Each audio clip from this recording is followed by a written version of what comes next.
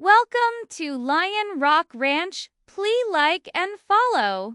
We're at Lion Rock Ranch, and we are getting ready to try mozzarella cheese again after the epic fail we had in the past. Now, I still haven't gotten my vegetable rennet yet, but we made a cheese yesterday that kind of changed our thinking just a little bit. We made what's called chèvre. It's a French soft goat cheese. And the whole idea of this cheese is you use a starter culture and a little bit of rennet, and you let it cook over 24 hours, 18 to 24 hours for it to set its curds. And it worked phenomenally. As a matter of fact, it cooked a little too much for us, which is the opposite of what happened before. But we still made some chèvre that was very delicious. A little bit acidic on the front end, got a nice taste to it, but a very creamy aftertaste. So we've got 5 little rounds of that, and we're going to use our favorite seasonings. We'll do some Slap Your Mama. We'll do a little bit of Cajun seasoning. We'll do some garlic salt, that type of thing. And we're going to season each one just so we can try the different chefs. But with that being said, it makes me believe that maybe I'm a little too quick on the draw on calling my curding not working. So, without knowing for sure, we're all going to walk through this today and we're going to start again. So, what I've done thus far is I have 2 gallons of goat milk. I've already put some aletheric. I am mispronouncing it, but that's okay. It could be a little bit of this. But so I put some starter culture in there, and it's been sitting for about 30 minutes.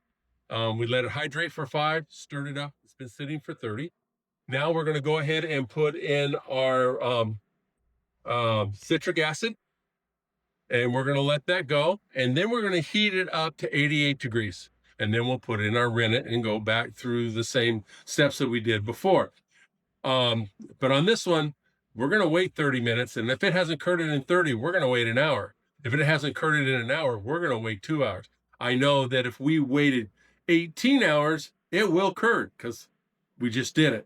So we're going to see how that one goes. So we'll follow along. But we are going to right now, let's go ahead and get the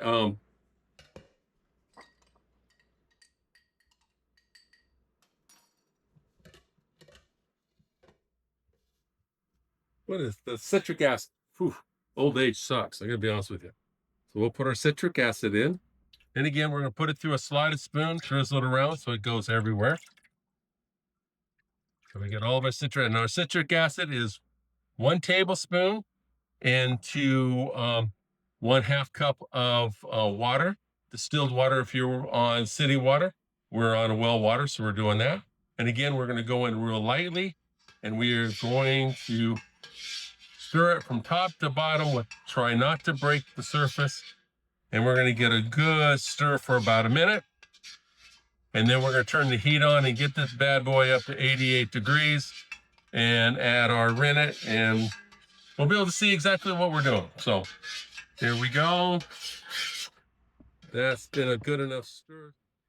Slowly, we will put our thermometer in, and I'll put it to where you guys can see the thermometer as it goes. And we will turn the temperature on to medium, and we are going to let this heat up to 88 degrees.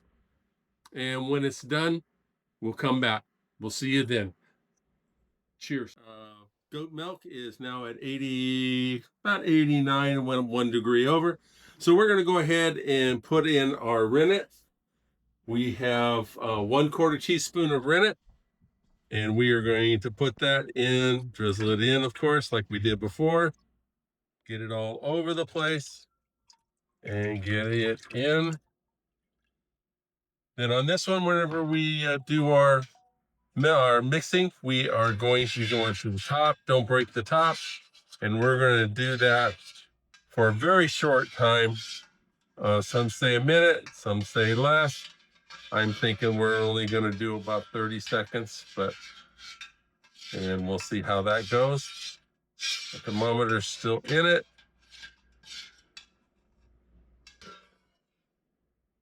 All right, so we're going to go ahead and bring our ladle out right here. and our temperature is still at 89. So we are going to go ahead and take the thermometer out. At this point, the thermometer makes no difference, and we are going to let it curd. Been about an hour and a half. So my theory was correct. It took a little bit longer, but we did get a cheese curd. So we are now going to go to the second stage of all this. We are going to cut the curd, drain it in a cauldron, and then we'll start the stretching, which is the fun part of making mozzarella cheese. So here we go. Let's get the cheese curd cut, and we'll go from there. We're going to cut it in about 1-inch squares. So we'll cut through it.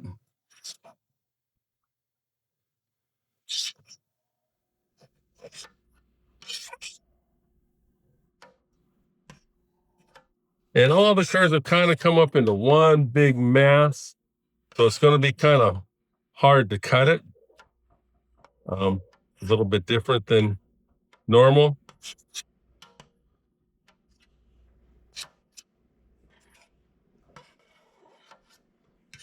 So the curds are going to be a little bit bigger than normal. Let me grab my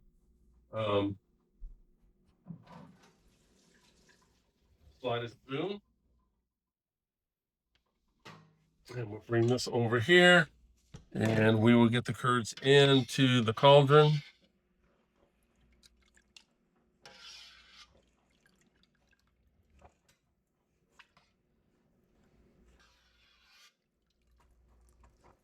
And they're a little soft, which doesn't bother me as much. They will still stretch just fine into mozzarella once we heat the whey up to about 180 to 190. What we want to do now is get these drained as much as possible. And we will be able to get this going.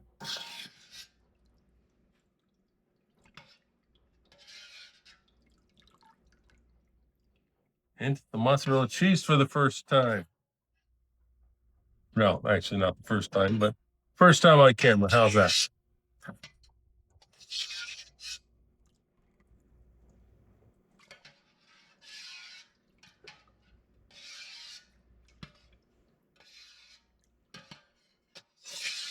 And the pigs are going to love the whey.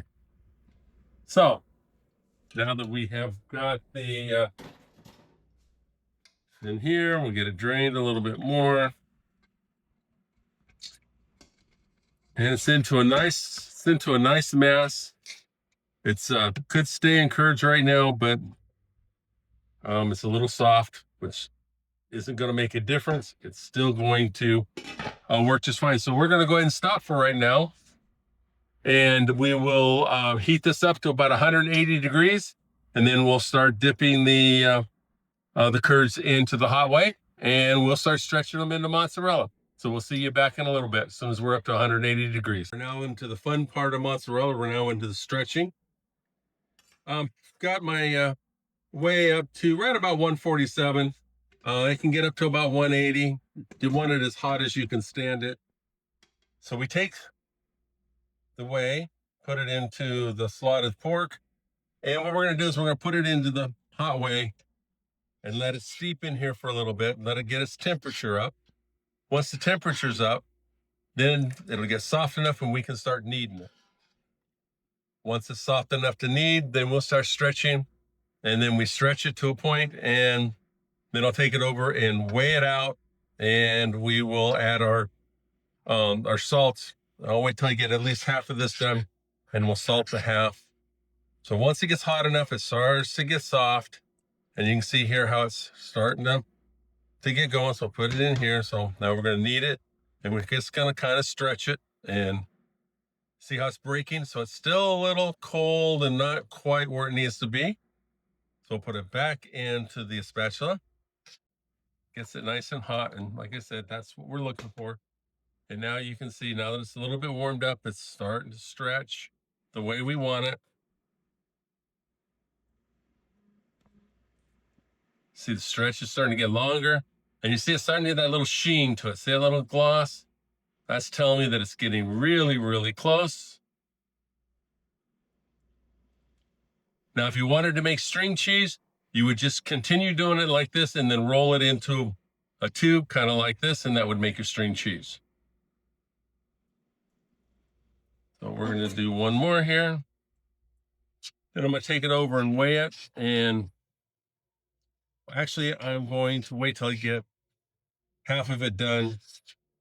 And then I will put that away. For putting our salt on it.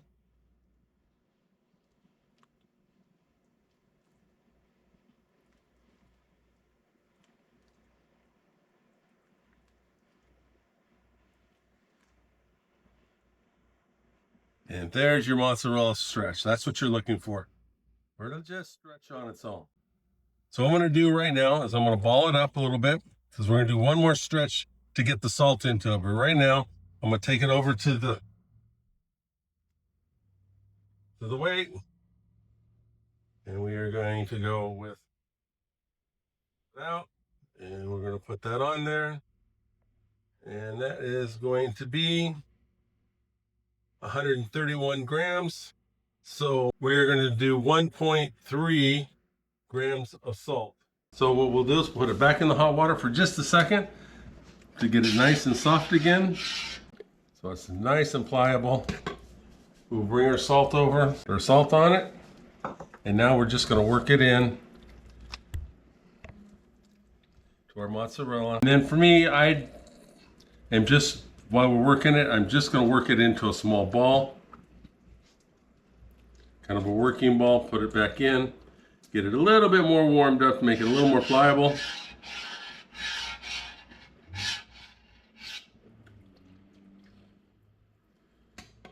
And that's going to be it. It's going to go into a container just like this.